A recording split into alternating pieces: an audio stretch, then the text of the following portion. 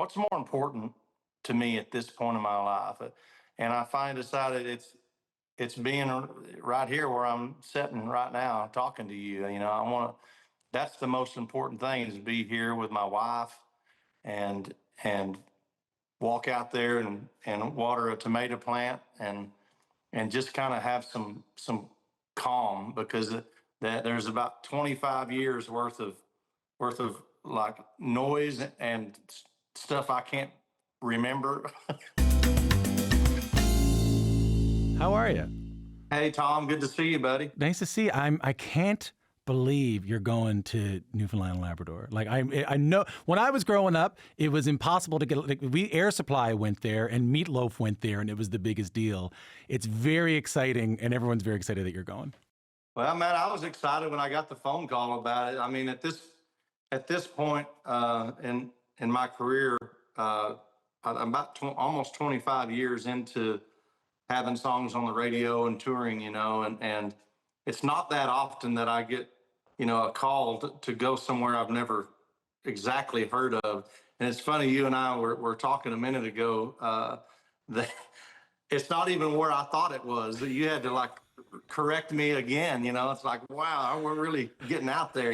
But I'm always excited to go somewhere new, and I'm always amazed at where country music fans are, and it's got such a broad reach anymore. That it shocks me sometimes. Yeah, especially there. I mean, we didn't join Canada till 1949, and we had a couple of American bases there. So we got WWVA out of Wheeling. Like, we had country music, Wheeling, West Virginia. We had country music early in Newfoundland. So yeah, a lot of deep country fans there. Wow. Yeah. Wow, that's cool. Yeah, you and Gwen go on a boat. They're going on a whale tour. You and Gwen, I'll say that.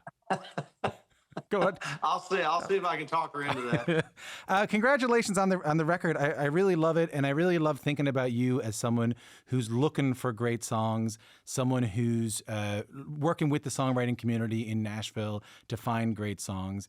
So when the time came to put together this record, what were you looking for? This record it's not that easy, because this record was kind of in the making for maybe 3 or 4 years, possibly longer, because it had been a while since I had released an album, and I'm always kind of looking, even if I'm not making a record, I'm always listening, and because sometimes that's the reason I will make a record in the first place, because I'll hear something or something will come up and it'll just kind of like start the engine again, and it's like, oh my God, here we go.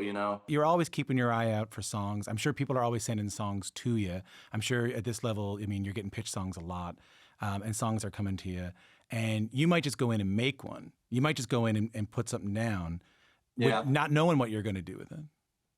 Well, exactly. And but now I know I'm going to do at least another one, because now that with this kind of fresh start again, it's like, wow. And when I walked away from The Voice, man, I was just really burnt out, and I probably said a lot of stuff that I didn't mean, which would be like, I don't know if I'm going to make another record or not, and I probably actually did mean it at the time, because I was just so burnt out on just the business in general.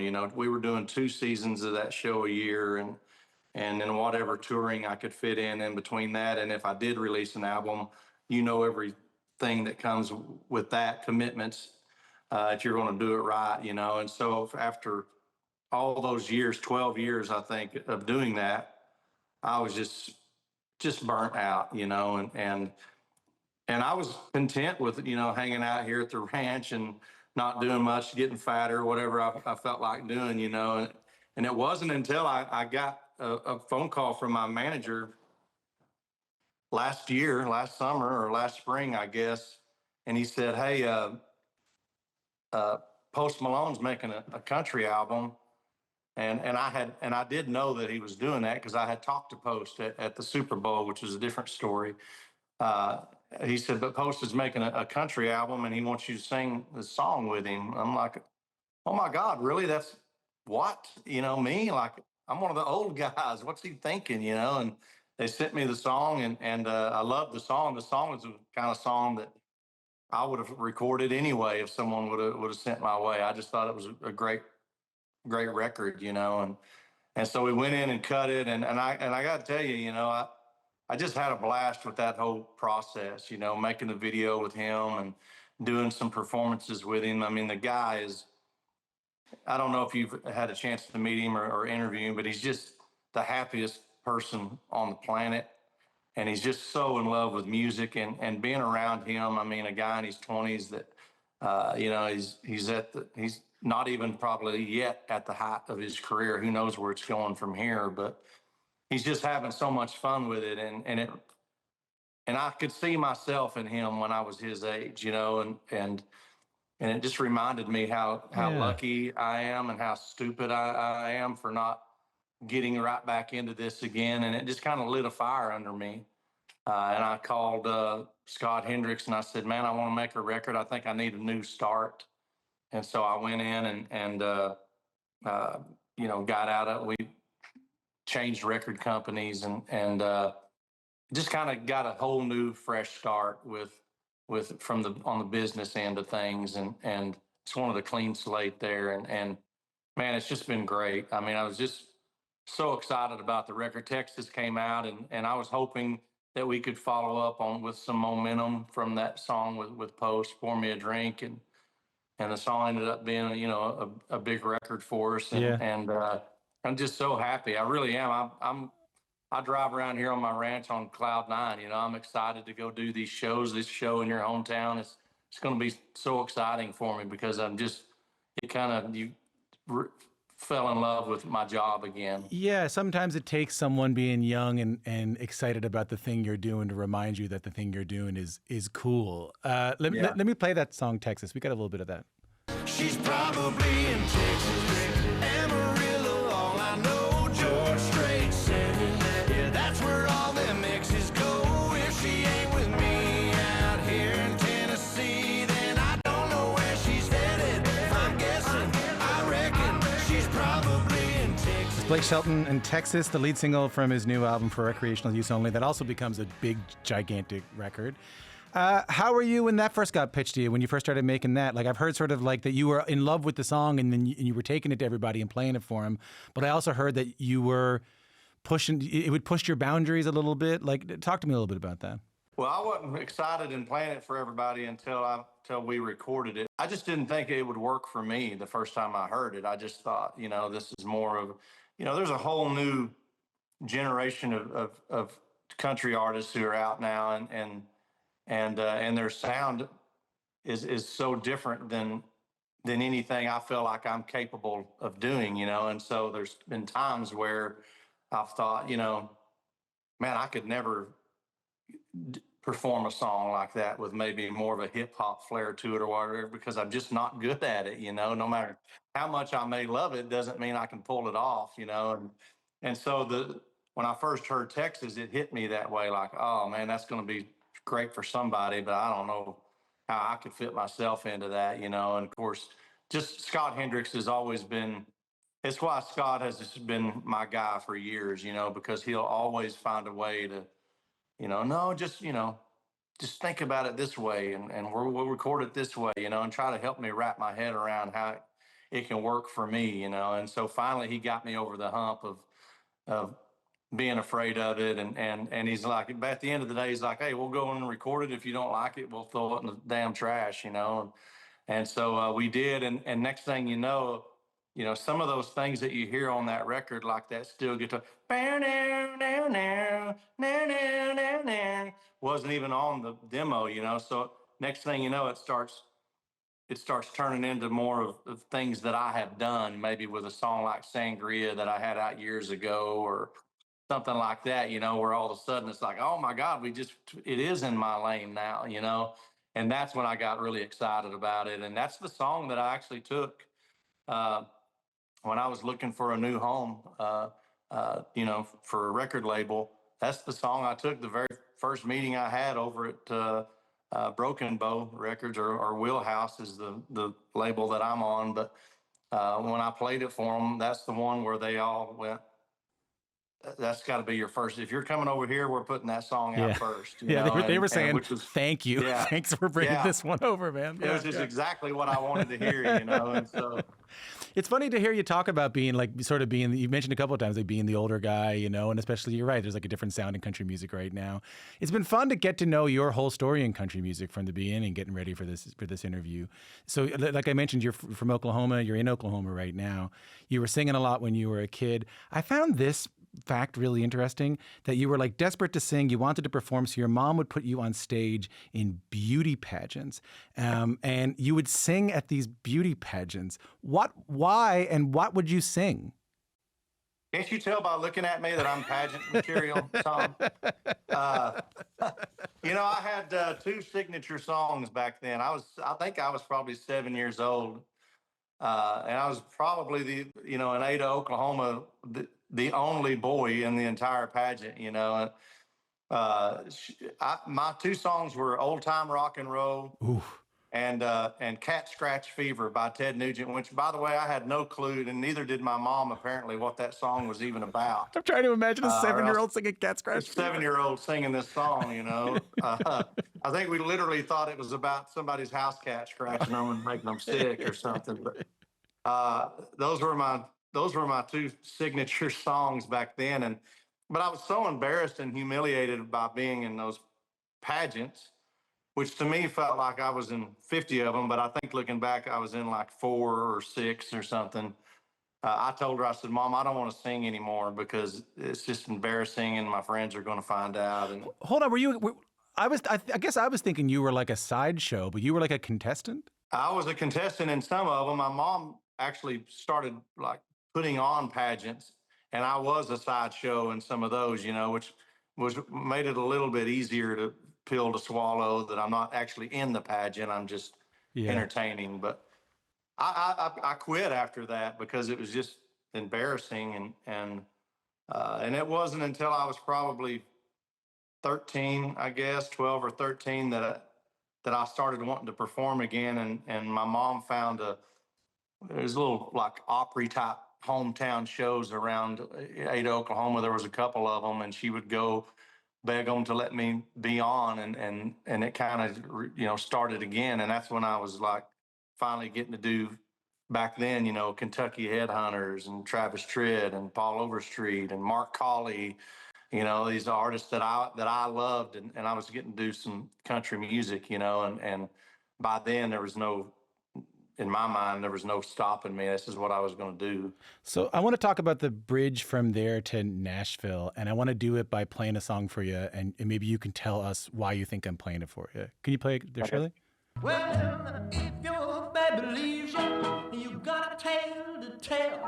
Well, just take a walk down on the street to Heartbreak Hotel where you will be so lonely, baby. So that is Elvis singing the song Heartbreak Hotel. Yeah. Why am I playing that song for you as the bridge between you going from Oklahoma to Nashville? I told you I'm one of the old guys. And you play Elvis and it's like, oh, what's your connection? Mayborn Axton was from Ada, Oklahoma at some point in her life, and she was a teacher, and she wrote, to my knowledge, one hit song her entire life, and it was Heartbreak Hotel for Elvis Presley, and she really built a life and a career around that.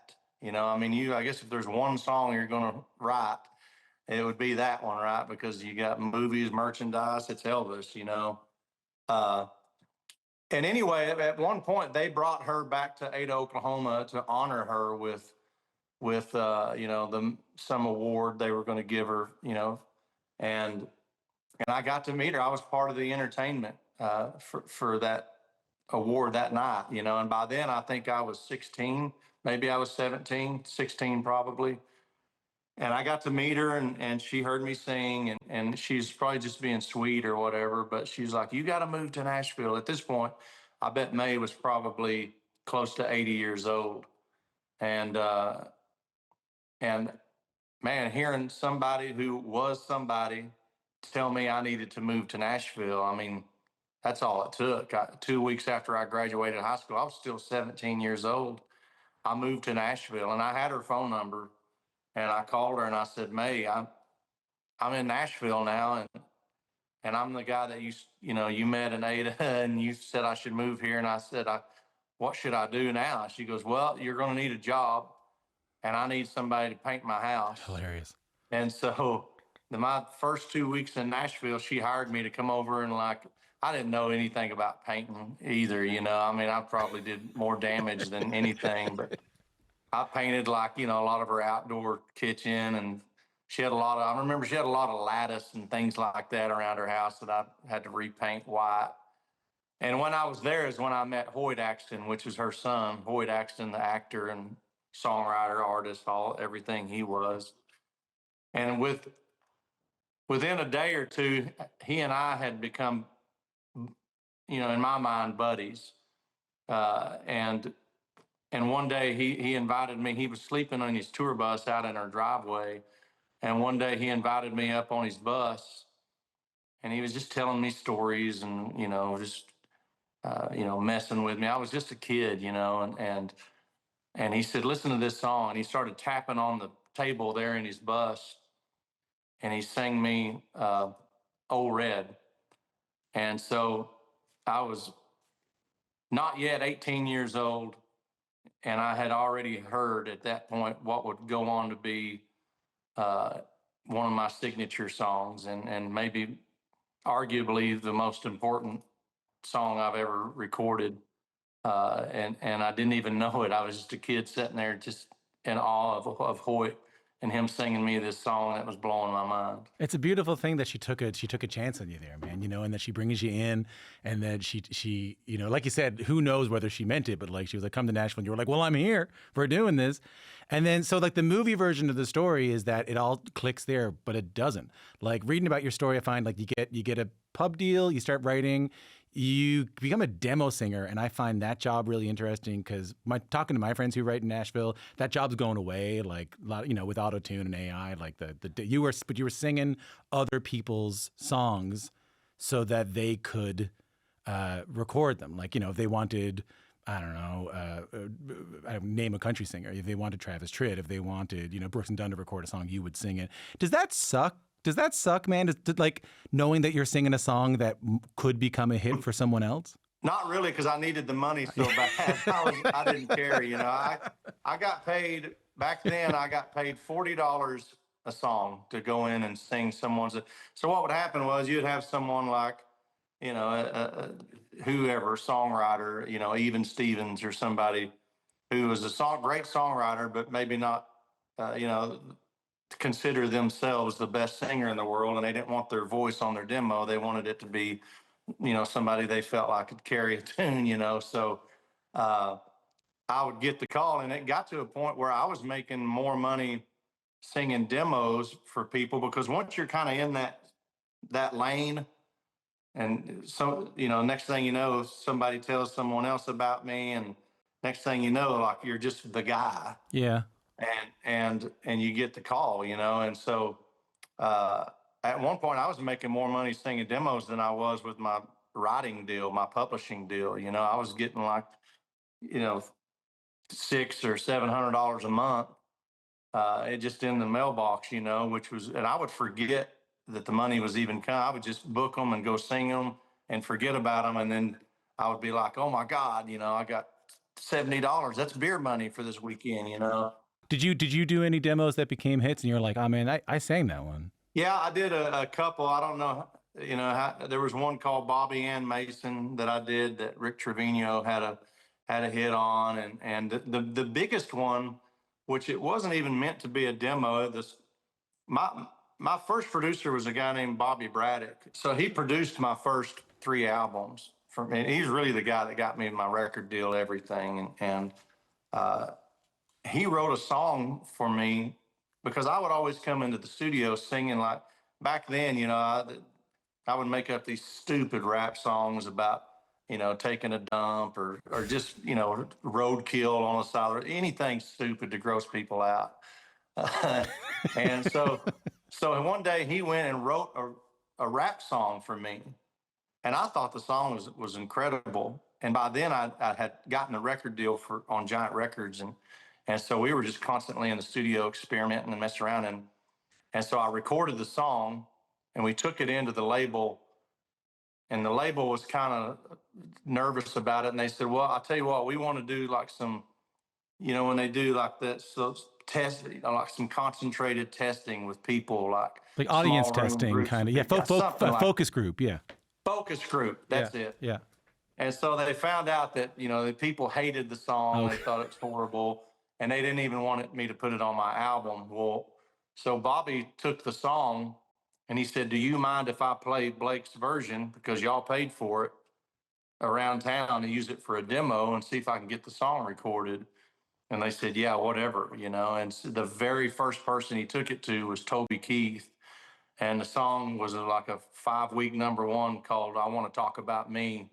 And so that was the one. If you ask if there was one that was painful to watch happen, it was that one. It was like, oh my God, are you kidding me? It had to be. I mean, yeah, I can't imagine that feeling of like, it wasn't even a demo. Like, this was supposed to be my song, and now anyone else but me records it, and it's a hit. Yeah, and later on in life, the very first big tour I ever got invited to open was for Toby Keith. He let me open for him for almost 2 years.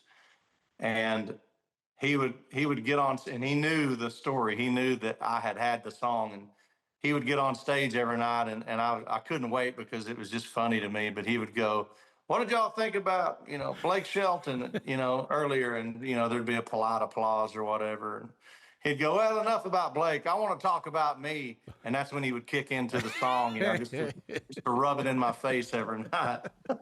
Well, it ended up working out. I'll play the one of the early big hits. Take a listen to this. If it's Friday night, I'm at the ball game, and first thing Saturday, if it don't rain, I'm headed out to the lake, and I'll be gone all weekend long. That is Austin from Blake Shelton, your debut single, #1 hit. You were working with Bobby Braddock, as you mentioned, one of the greatest country songwriters in history, a guy who knows a hit song. And you had doubts about that one. I heard you had doubts about that song. Most of my big hits, I had doubts. I'm starting to realize this. Thank God I surround myself with people who are way smarter and more talented.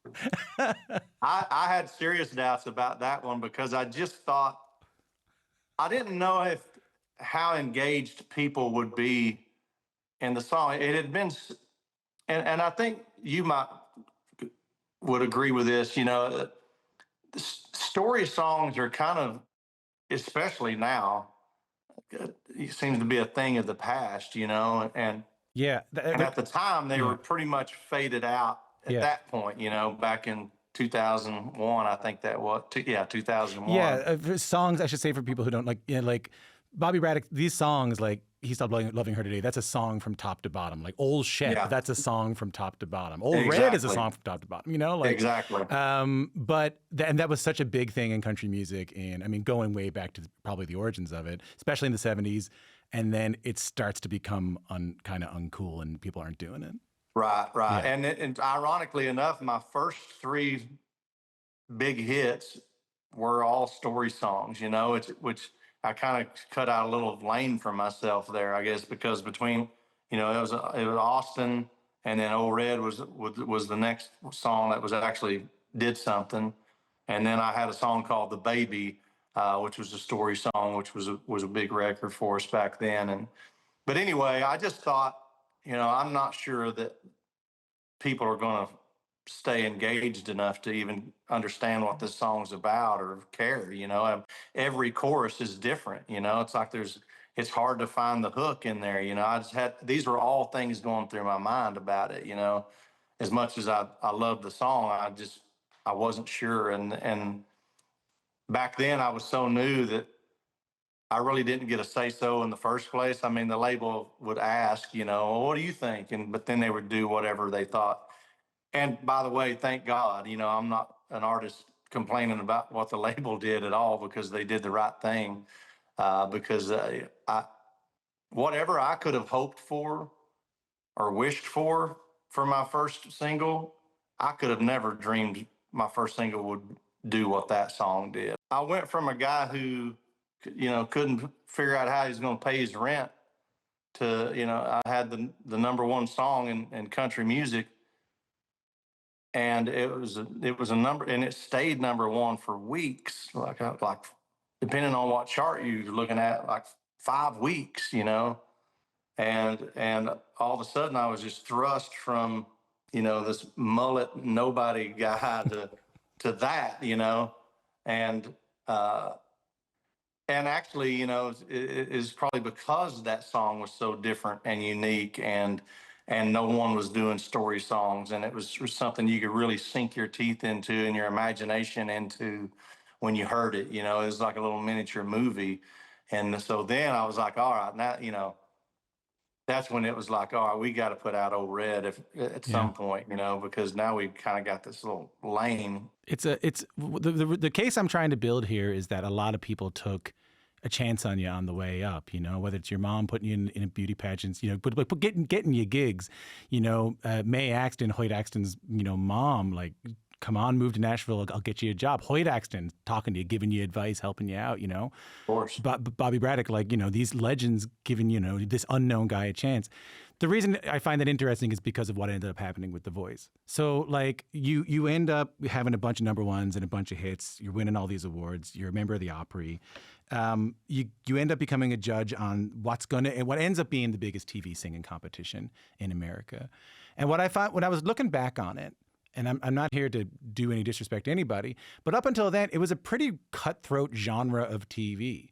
Like, people kind of watched it to subtly make fun of people, I think, Blake, a little bit.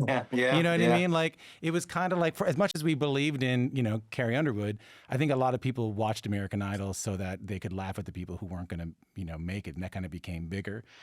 Of course. You right away, when I was watching it, and I mean this, were very kind to people, and you were really connecting with them. Even if they weren't amazing, you really connected with them. You made them feel at ease. You were funny, but you were supportive.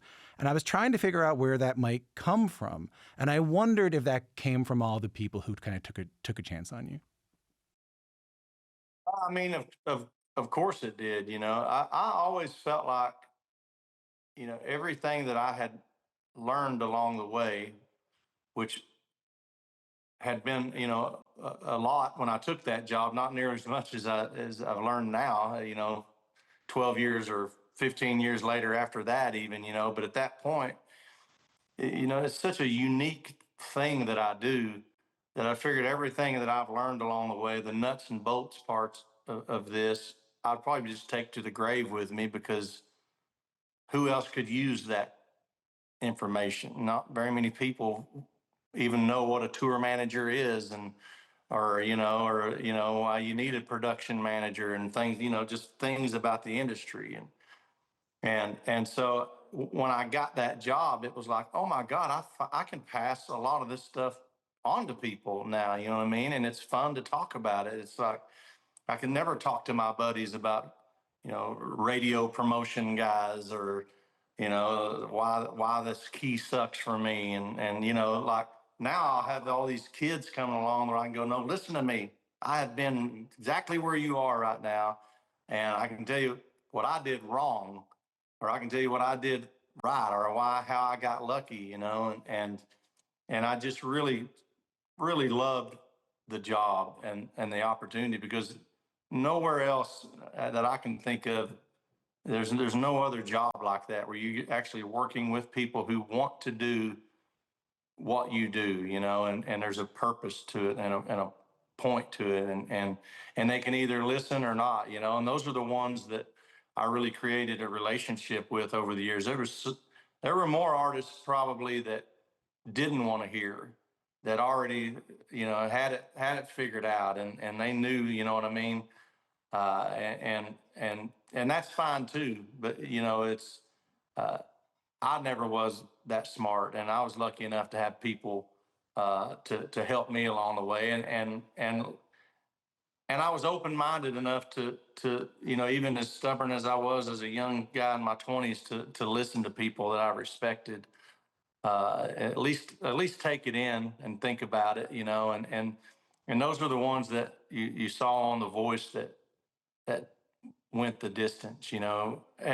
Time and time again, I saw people that were so talented that just couldn't get out of their own way, you know, on that show, whether they were on my team or someone else's. It just is a shame to see it, you know, because they only would get in their own way, you know, by not listening. Why did you get disillusioned with it? Like, because everything I'm hearing is like, that's all gratitude, man. Like, that's all like, hey, like, look at these kids, they're coming up and they're like a young me, and I get to teach them what a TM is, and I get to teach them, you know, how this key works. And no disrespect to you. Like, I'm just surprised that you I mean, but maybe was it also that you just did a lot? Like you achieved a lot, you know, you got it. There wasn't that still hunger anymore, you know? Oh, there's for sure plenty of that. But, you know, Tom, as much as I love to make music and to have a job like that, Yeah. I also have a side of me that also wants to have a life, you know, and at some point you go, you stop, and I don't mean this to sound in any way like I don't even know how this would sound, but at some point you go, man, do I really need to make some more money? Do I really need to be on TV to be on, you know, in trash magazines and stuff? Like what's more important to me at this point in my life? And I finally decided it's being right here where I'm sitting right now talking to you. You know, that's the most important thing, is be here with my wife and walk out there and water a tomato plant and just kind of have some calm, because that there's about 25 years worth of like noise and stuff I can't remember, which happens in this business because it happens so quickly. You're just like, what the hell happened? Somebody brings a picture to a concert for you to sign, and you go, is that me? Oh my God, I was a kid. You know, I don't even remember that. Yeah, I don't even remember being here before. You know, and it's because it just went by so fast. You know, and I just am to a point in my life where I want to look forward to making music and be excited about when those opportunities come to go play a show in your hometown, because I don't play that many shows anymore, and I get giddy about it. I literally get excited to think, oh my God, I get to go do a show this weekend, instead of being in the grind of going, oh my God, we're doing another. I mean, we've done 4 in a row. I haven't been home in 4 months. You know, I've never been one of those road dog kind of guys. I've just always been a guy who I'm obsessed with country music. That's the God's honest truth, Tom. I'm obsessed with it. I'm probably freaky out with stupid knowledge I have about it, which would be Yeah, man. another episode. But I would mean I don't have to I'd be. love to do. I mean, I got that for bluegrass. I don't. Yeah. I was thinking about that. Like, I can tell you who Bill Monroe's Yeah. fifth banjo player was, and I can tell you, you know, why Chubby Wise. You know, I can do all that stuff. And I know that Post talking about Larry Yeah. Franklin, got you Oh, on yeah. board with him. You were like, oh, this guy knows weird country music ephemera. He knows the fiddle player, and you ended up using Larry on your record. Like, you love country music, and I understand that. I'm a fan of it first. That's how I feel about it, you know, and everything else kind of falls underneath that. And I'm just as excited to be out here listening to, you know, XM radio or whatever, listening and hearing music as I am making it. I get as much joy out of listening to it as I do making it. So as long as I've just got it surround myself with it, I'm pretty happy. It sounds like, I mean, we're getting the wrap here, but my last question was going to be like, when you've done all this, how do your goals change? But if I'm hearing you correctly, you're kind of, this is cheesy, you're kind of doing it for recreation use only. You're You know what I mean? Tom, I've checked every box that I thought was imaginable for a kid who just wanted to be a country singer. And then I've checked other ones I didn't even know existed, you know, as far as what I've been lucky enough and blessed enough to do with my career. And you know, there's a peace and a contentment with just going, man, I did it, you know, I did it. And if I get to do it a little bit more, that's awesome too. But I can look back and go, man, I really did something, you know what I mean? And I had people help me along the way and to get me there. And now I want to enjoy that happened, you know? Well, enjoy yourself in Newfoundland. Go on a whale tour. And the other thing I'll tell you is eat fries, dressing, and gravy. Oh, that's poutine. I know all about it. No, but it's without the cheese. Fries, dressing, and gravy is Newfoundland's version. You know, like turkey stuffing, like the my stuffing God, inside you're of turkey? kidding me. It's that and gravy and fries, and it's my I favorite may thing make in the that tonight that you said it. That sounds that good. world. Congrats on everything, man, and have a good time in Thank you, Canada. Tom. I enjoyed this, buddy.